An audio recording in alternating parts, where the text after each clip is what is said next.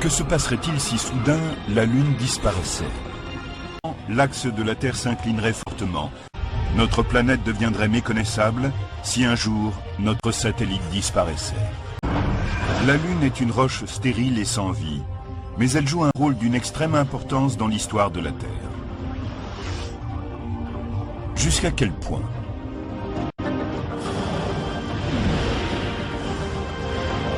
Enlevez-la du ciel et vous le découvrirez. Et si la Lune n'est plus là, c'est le Soleil qui passe aux manettes. Si la Lune disparaissait dans une phase de pleine Lune ou de nouvelle Lune, elle serait alors alignée avec le flamand solaire. Mais la conséquence la plus importante serait la disparition de l'inclinaison permanente de la Lune, une caractéristique unique qui nous permet d'avoir 4 saisons régulières. Ce qui bloque l'inclinaison de notre planète à 23,5 degrés est la présence de la Lune, qui agit comme un élément stabilisateur. Si elle disparaissait, nous entrerions dans une phase plus proche de celle de Mars.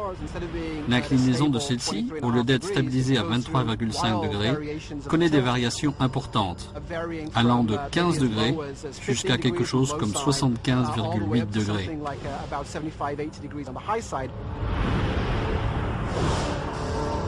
Sans la Lune, notre axe commencerait à bouger de façon erratique.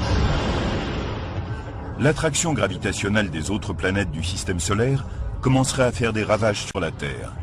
Nos saisons régulières changeraient de façon dramatique, tandis que différentes parties de la planète pencheraient vers le Soleil durant certaines périodes et s'en éloigneraient à d'autres. Si la Lune disparaissait, on aurait un changement radical de l'axe terrestre qui se mettrait à osciller. Cela entraînerait des changements climatiques radicaux, comme il n'en existe pas aujourd'hui. La Terre serait un monde étrange, où les hommes devraient lutter pour s'adapter et survivre. Si nous entrons dans une phase où l'obliquité terrestre devient instable, les petits changements que nous connaissons deviendront très importants. Et si notre Lune disparaissait définitivement sur la Terre? Lorsque celle-ci apparaît, il ne pourrait plus fonctionner sans leur repère habituel. Découvrirait qu'il est devenu aveugle ou sourd. Ce serait un vrai bouleversement. Sans Lune, la Terre deviendrait une planète à la dérive. Cela révèle à quel point ce grand satellite rocheux est essentiel en tant que soutien de la vie. Notre Lune ne ressemble à aucune autre lune du système solaire. Elle est énorme comparée à la Terre. Elle fait environ un quart de sa taille. On ne voit cela avec aucune autre planète. La Lune est tellement grosse par rapport à la Terre que c'est comme si nous étions dans un système à deux planètes. Il y a une façon simple de comprendre comment la Lune a un effet stabilisateur sur l'inclinaison de l'axe de la Terre. La Lune, à une certaine distance, peut contribuer à la stabilité du système.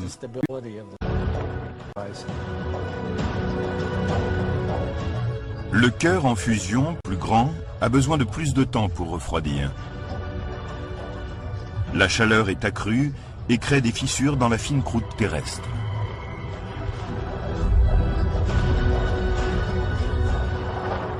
Il est possible que ce cœur plus important ait permis la création du système de tectonique des plaques, à l'origine de nos continents, une caractéristique planétaire unique dans notre système solaire.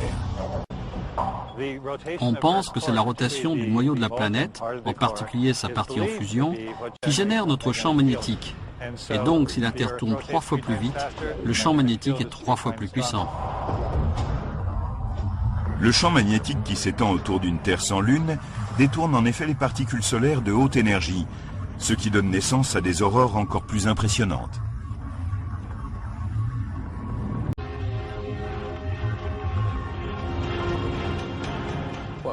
Nous avons appris au cours des 20 dernières années que Mars possède un axe très instable, parce qu'il n'a pas de grande lune. C'est ce qui explique que nous puissions voir ses anciennes caractéristiques géologiques. Comme pour Mars, l'axe de la Terre sans la Lune pencherait et bouleverserait entièrement la planète. Notre axe aurait oscillé de façon chaotique.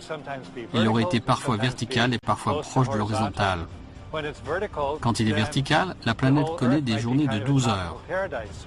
Quand il est horizontal, les pôles sont dirigés vers le Soleil et deviennent des jungles. Si la Lune n'avait pas été là pour stabiliser notre planète, la Terre aurait été un endroit tout à fait différent.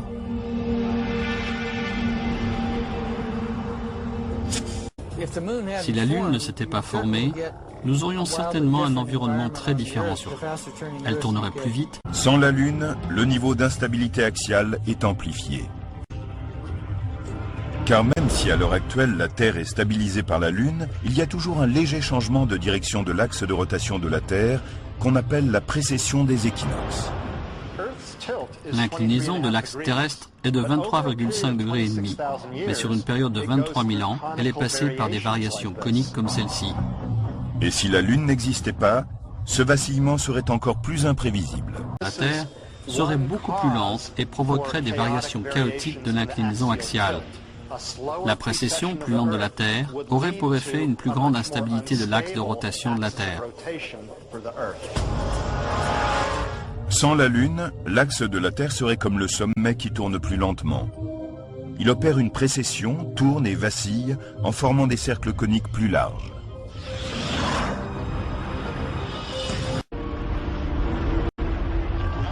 Tout cela semble décrire un monde brut et trop rude pour abriter la vie humaine. Mais notre satellite s'éloigne d'année en année à l'heure actuelle. Cela signifie-t-il que la Terre, à un certain moment, n'aura plus de Lune?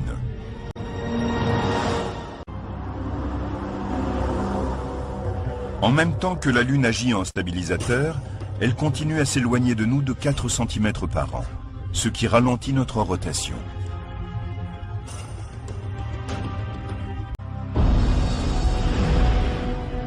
Comment va évoluer ce partenariat unique Lune-Terre qui a permis à la vie de se développer sur Terre? La Lune va-t-elle simplement continuer à dériver et à fuir l'attraction gravitationnelle de la Terre? Cela se produit à une vitesse tellement lente que l'effet sera assez faible. De longues périodes de temps s'écouleront sans grand changement, aussi longtemps que le Soleil n'aura pas épuisé son carburant et ne sera pas devenu une géante rouge.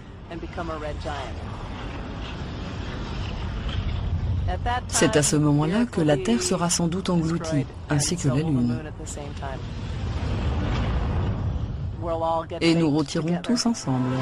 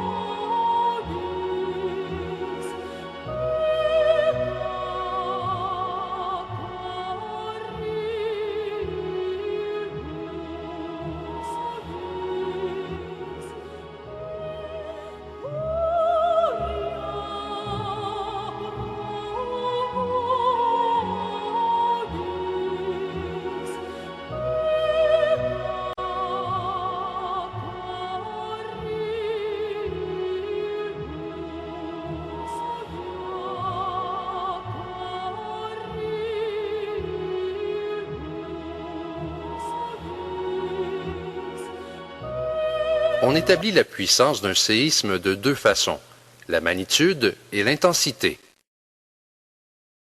La magnitude mesure l'énergie libérée par le séisme à son point d'origine. Comment les scientifiques s'y prennent-ils pour la mesurer? Un réseau de capteurs, sismomètres, enregistre les séismes.